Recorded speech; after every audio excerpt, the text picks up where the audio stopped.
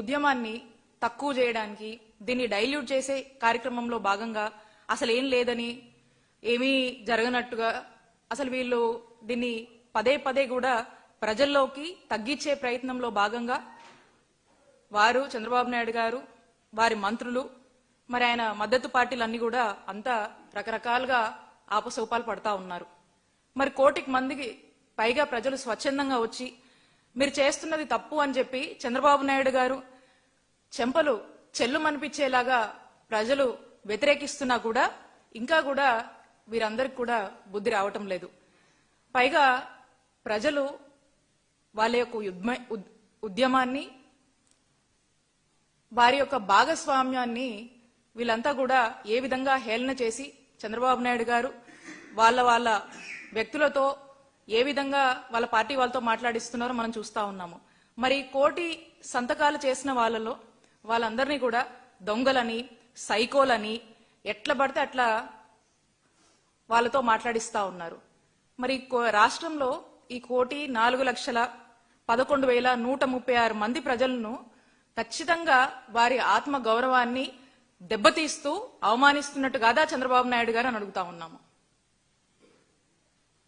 ప్రజలంటే మీకు భయం గాని, వారి పట్ల కన్సర్న్ ఏమాత్రం కూడా లేదని చెప్పేసి మాకు స్పష్టంగా అర్థమైంది.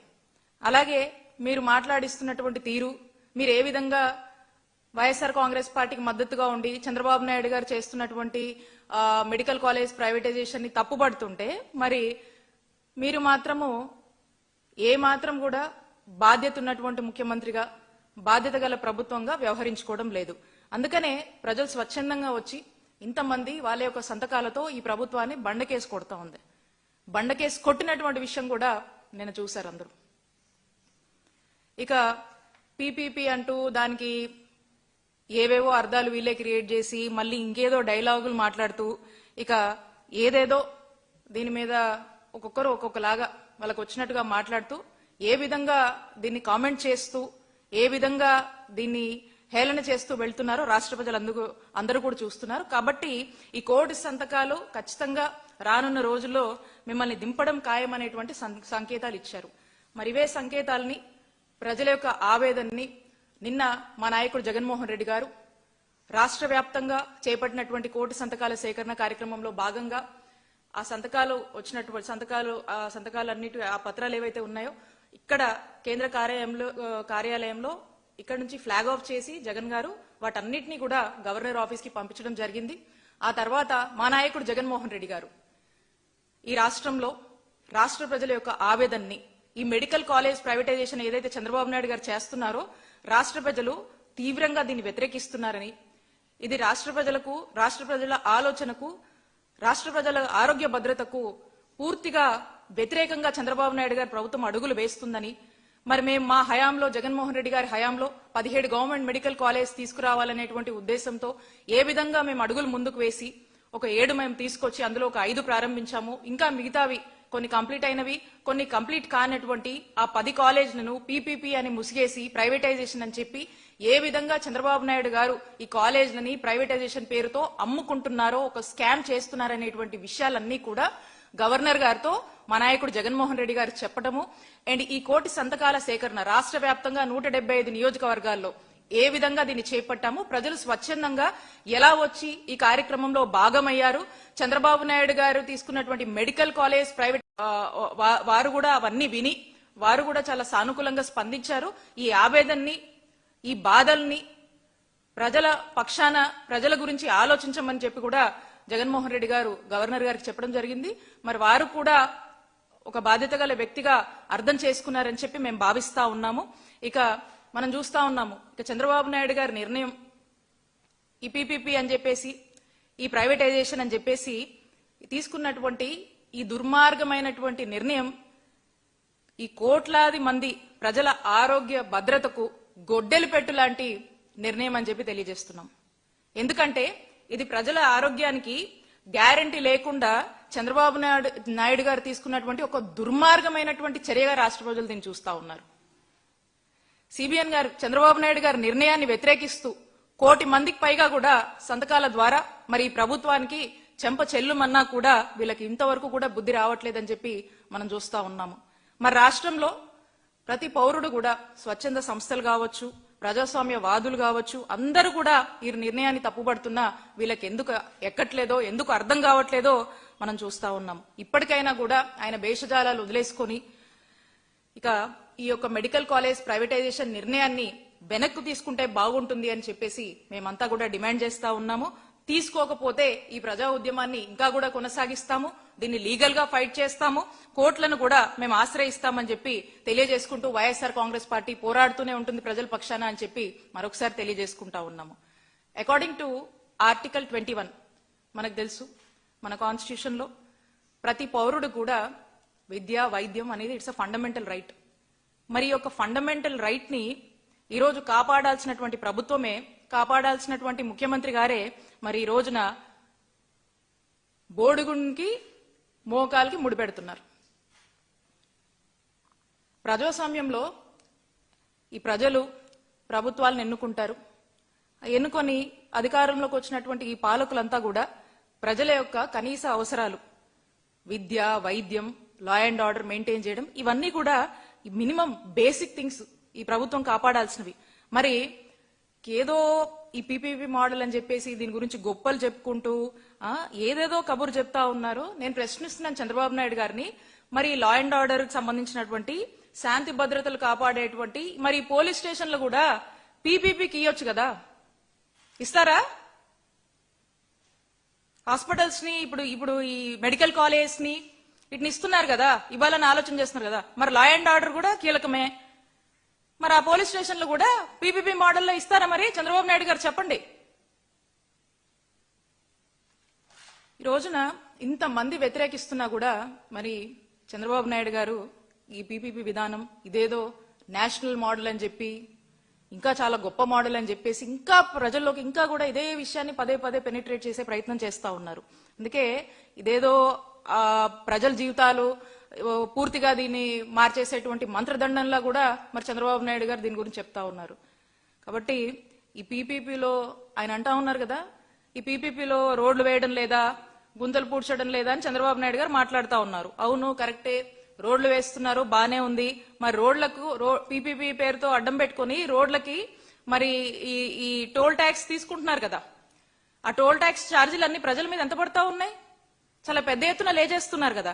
ఏ విధంగా అయితే మరి పీపీపీలో రోడ్లు వేసి టోల్ ట్యాక్స్ పెద్ద ఎత్తున వసూలు చేసి చేస్తున్నారో, ఖచ్చితంగా ఇప్పుడు పీపీపీ అని చెప్పి దానికి ప్రైవేటైజేషన్ ఆఫ్ మెడికల్ కాలేజ్ అని చెప్పేసి హెల్త్ ట్యాక్స్ కూడా వసూలు చేస్తారు కదా. అదే కదా మీరు చేయబోతుంది. రాష్ట్ర ప్రజల దగ్గర నుంచి హెల్త్ ట్యాక్స్ వసూలు చేయబోతున్నారు కదా పీపీపీ అని చెప్పి, అదే కదా దీని అర్థం. ఇక పూర్తిగా ఈ గవర్నమెంట్ హాస్పిటల్స్ అన్నింటినీ కూడా నాశనం చేయటము, ఇక మధ్య తరగతి వాళ్ళు, పేద తరగతి వాళ్ళు ఎవరు కూడా హాస్పిటల్స్ రాకుండా, అంటే ఇంత ట్రీట్మెంట్ చేయాలంటే అంత, ఇట్లా ఎంతో కొంత ఇక పూర్తిగా కూడా యూజర్ ఛార్జీలను పెట్టేసి అవన్నీ కూడా ప్రజల మీద మోపాలని చంద్రబాబు నాయుడు గారి ప్రభుత్వం చూస్తా ఉంది. మరి గతంలో చంద్రబాబు నాయుడు గారి హయాంలో ప్రభుత్వ రంగంలో వైద్య ఆరోగ్య రంగాన్ని ఎంతలా నాశనం చేశారు, ఎంతలా ప్రైవేటు వాళ్ళ చేతుల్లో మరి పెట్టారు అనే దానికి మనం గనక చూస్తుంటే అర్బన్ హెల్త్ సెంటర్స్ యూపీహెచ్సిస్ గతంలో చంద్రబాబు నాయుడు గారి హయాంలో 260 ఉండేవి. ఇక వాటి నిర్వహణకు ప్రతి నెల కూడా 4.5 లక్షల చొప్పున అక్కడ ఒక్కొక్క దానికి ఇచ్చేవాళ్ళు ప్రైవేట్ వాళ్ళకి, యూపీహెచ్సీలకు సంబంధించి. మరి అప్పుడు కూడా అవేం సరిగా పనిచేసేవి కాదు. వాటి యొక్క డెవలప్మెంట్ కానీ వాటిని కొంచెం స్ట్రెంథన్ చేద్దామని కానీ ఏ రోజు కూడా యూపీహెచ్సీలను చంద్రబాబు నాయుడు గారు పట్టించుకోవాలా. మేము మా నాయకుడు జగన్మోహన్ రెడ్డి గారు అధికారంలోకి వచ్చాక ఉన్నటువంటి ఆ 260 యూపీహెచ్సీస్ ఏవైతే ఉన్నాయో అవన్నిటిని కూడా 560కి పెంచి ఇవన్నీ కూడా మళ్ళా వీటి యొక్క నిర్వహణ ప్రభుత్వ పరిధిలోకి తీసుకొచ్చాం. అక్కడ డాక్టర్లనే ఇస్తాం, మేము కావాల్సినటువంటి సిబ్బందిని ఏర్పాటు చేశాం, కావాల్సినటువంటి మందుల్ని, పరికరాలని 24/7 ఈ యూపీహెచ్సీలు పనిచేసేలా చూసాం. బ్రహ్మాండంగా ఏ టౌన్ లోకి వెళ్ళినా, ఎంత పెద్ద సిటీకి వెళ్ళినా ఈ యూపీహెచ్సీలు చక్కగా పనిచేస్తూ దర్శనం ఇస్తాయి.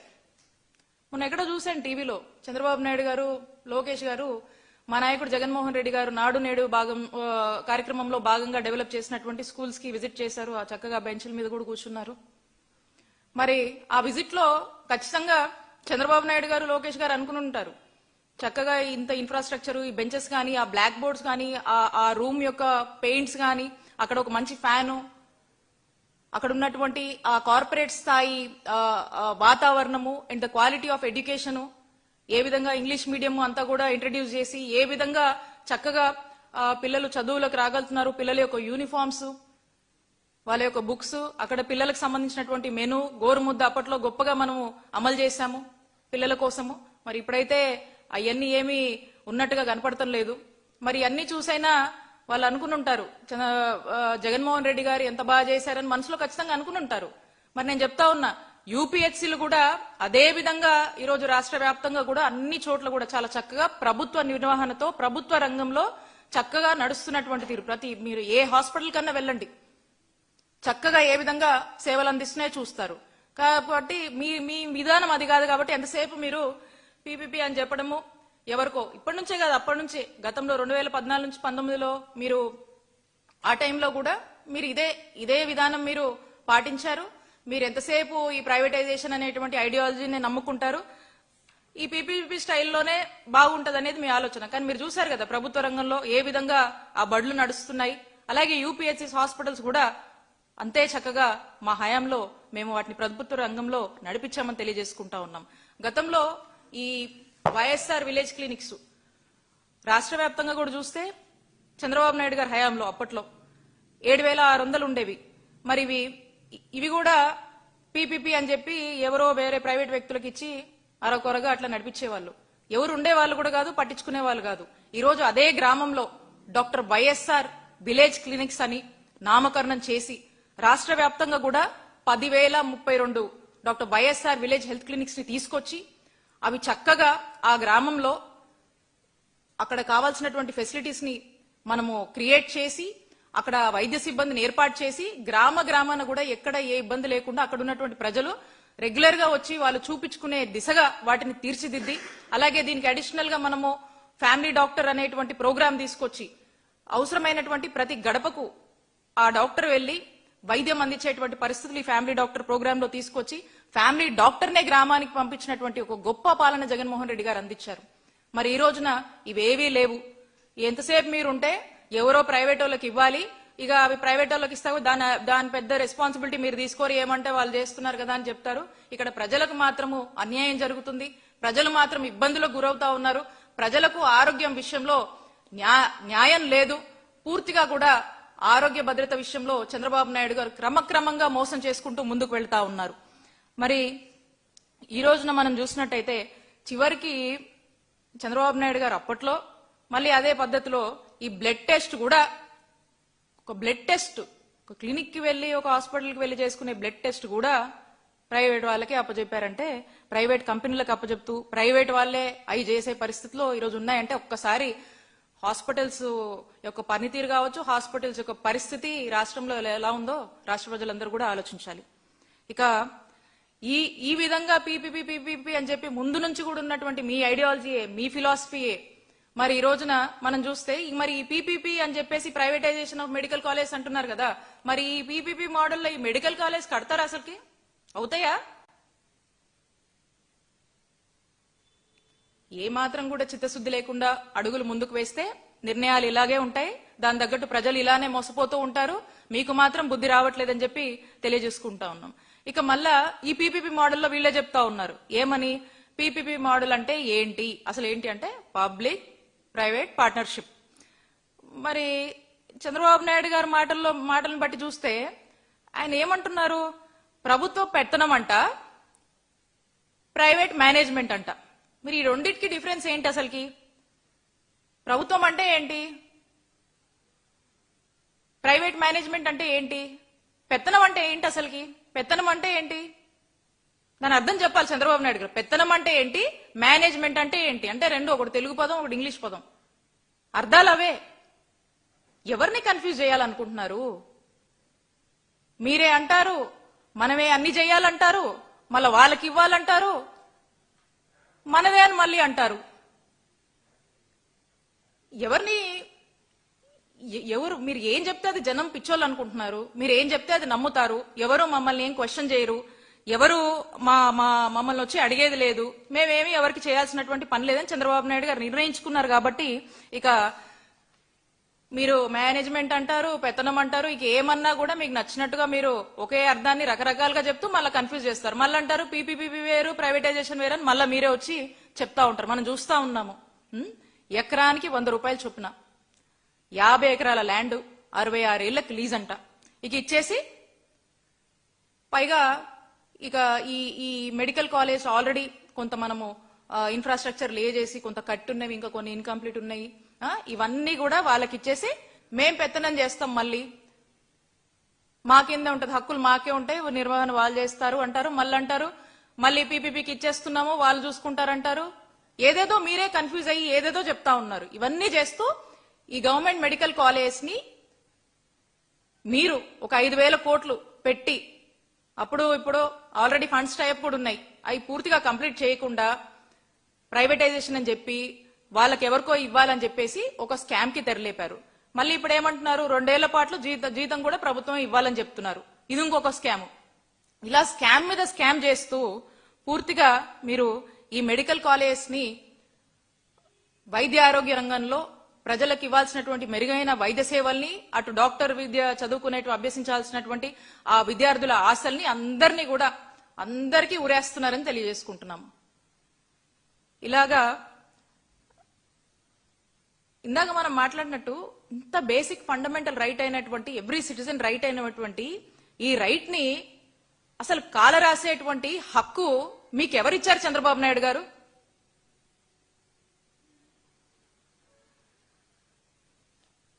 మా నాయకుడు జగన్మోహన్ రెడ్డి గారు చెప్పినట్లు ఈ పీపీపీ విధానము, పీపీపీ ముసిగేసి మళ్ళీ ప్రైవేటైజేషన్ అని చెప్పేసి మీరు ఏదో రకరకాల పేర్లతో మీరు ఏదేదో మాట్లాడుతూ ఉన్నారు. ఇవన్నీ కూడా, ఇదంతా కూడా 1,000 కోట్లు చేతులు మారబోతా ఉన్నాయి. మారేటువంటి ఒక బిజినెస్ మోటివే ఈ పీపీపీ ప్రైవేటైజేషన్. కాబట్టి దీని మీద ఖచ్చితంగా కూడా రానున్న కాలంలో దీని మీద విచారణ జరిపించాల్సినటువంటి అవసరం ఉంది. విచారణ జరగాల్సిందే దీని మీద. మా నాయకుడు జగన్మోహన్ రెడ్డి గారు నిన్న స్పష్టంగా చెప్పారు, it is the scams of mother. Definite గా, ఎందుకంటే ఒకదాని తర్వాత ఒక scam. PPP privatisation of medical college అనేది ఒక స్కాము, ప్రభుత్వ మనమే 2 ఏళ్లు ప్రభుత్వం నుంచే అక్కడ ఉన్నటువంటి పనిచేసేటువంటి స్టాఫ్ కి మనమే జీతాలు ఇవ్వాలనేది ఇంకొక స్కాము. ఇలా కంటిన్యూస్ గా మీకు ఆపర్చునిటీ దొరికినటువంటి ప్రతి దాంట్లో కూడా థర్డ్ పార్టీస్ ని ఎంగేజ్ చేయడము, స్కామ్ల మీద స్కామ్ చేసుకుంటూ వైద్య ఆరోగ్య రంగాన్ని పూర్తిగా కూడా కిల్ చేస్తా ఉన్నారు. కాబట్టి ఇదంతా చంద్రబాబు నాయుడు గారి డైరెక్షన్ లో మరి రచించి రూపొందుకున్నటువంటి ఒక భారీ స్కామ్ గా మనం చూడాల్సినటువంటి అవసరం ఉంది. కాబట్టి ఈ స్కామ్ కి ఎవరైతే సూత్రధారులు, పాత్రధారులు ఉంటారో రానున్న కాలంలో మా జగనన్న ప్రభుత్వం వచ్చాక, మా వైఎస్ఆర్ కాంగ్రెస్ పార్టీ అధికారంలోకి వచ్చాక ఖచ్చితంగా వీళ్ళ మీద తగిన చర్యలు తీసుకుంటామని చెప్పి తెలియజేసుకుంటున్నాం.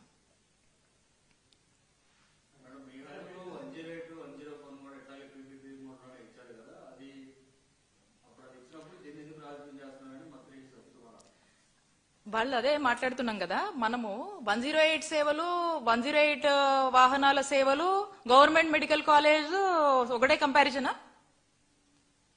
గవర్నమెంట్ మెడికల్ కాలేజ్ అండి, అంత ల్యాండ్ ఏర్పాటు చేసి 500 కోట్లు ఖర్చుతో ఆల్రెడీ కొంత మనము ఇన్ఫ్రాస్ట్రక్చర్ లే చేసి కావాల్సినటువంటి అన్ని ఫెసిలిటీస్ ని మనము క్రియేట్ చేసుకుని ఫండ్స్ టైఅప్ చేసి ఎక్కడ ప్రభుత్వం మీద భారం లేకుండా ఎక్కడికక్కడ మనం ప్లాన్ చేసి ఒక యాక్షన్ ప్లాన్ పెట్టుకుని ఇవి కట్టాలనే ఉద్దేశంతో అక్కడ ఉన్నటువంటి ప్రాంత ప్రజలకు ఒక పెద్ద హాస్పిటల్ తీసుకురావాలి, చక్కటి వైద్య సేవలు అందించాలి, సూపర్ స్పెషాలిటీ, మల్టీ స్పెషాలిటీ సేవలను అందించాలనే ఉద్దేశంతో ముందుకు వెళ్తుంటే ఇది కట్టకుండా, దీని మీద వీళ్ళకు చిత్తశుద్ధి లేకుండా, ఇది వాళ్ళు చేయట్లేదు కాబట్టి ఎక్కడ లేని కంపారిజన్స్ ఏదేదో తెచ్చి మాట్లాడుతూ ఎందుకు ప్రజల్ని కన్ఫ్యూజ్ చేస్తున్నారు?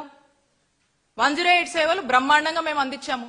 ఈ రోజు ఏమో ఉన్నాయి, ఎక్కడున్నాయి ఈ అంబులెన్స్ లో? టైంకి వస్తున్నాయా? ఎంతమంది ప్రాణాలు కోల్పోతున్నారు? రోజుకు ఒక ఆర్టికల్ న్యూస్ పేపర్ లో చూస్తున్నాము. దానికి సమాధానం చెప్పండి.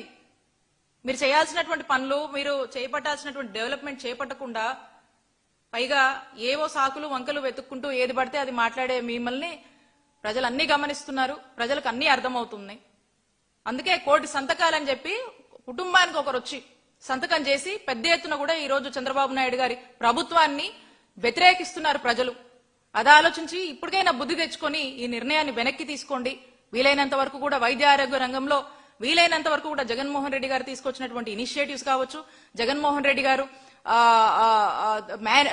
ఏదైతే ఉన్నటువంటి సిస్టమ్స్ ఒక స్టాండర్డ్స్ మెయింటైన్ చేశారో కనీసం ఉన్నాయి అయ్యన్న ఆల్రెడీ మేము చేసాం అవన్న చూసి నేర్చుకొని ఆ స్టెబిలిటీ అనేది మెయింటైన్ చేయమని చెప్పి ఈ ప్రభుత్వాన్ని మేము కోరుతా ఉన్నాం.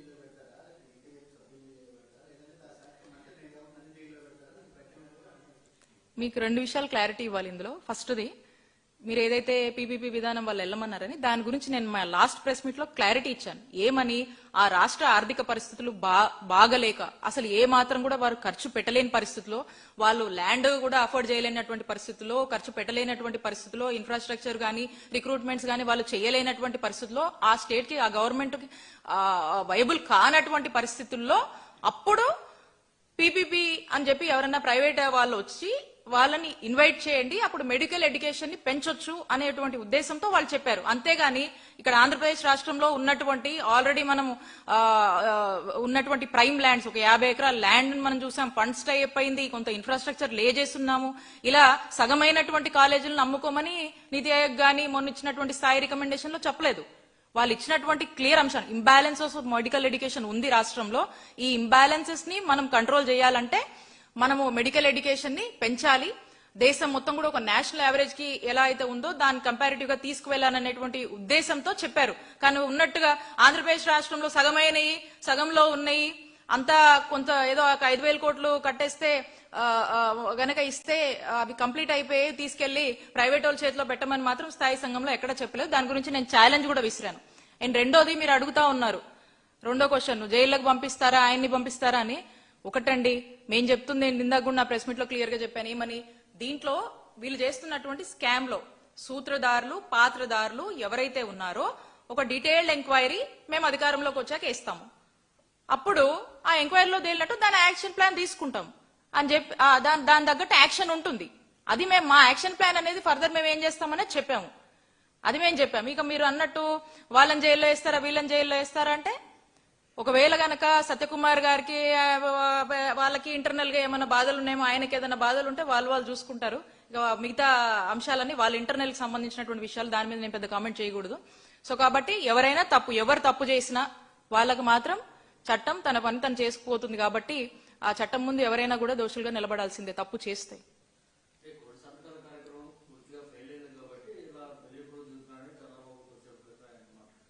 ఎవరు బెదిరిస్తున్నారు, ఎవరిని బెదిరించారు?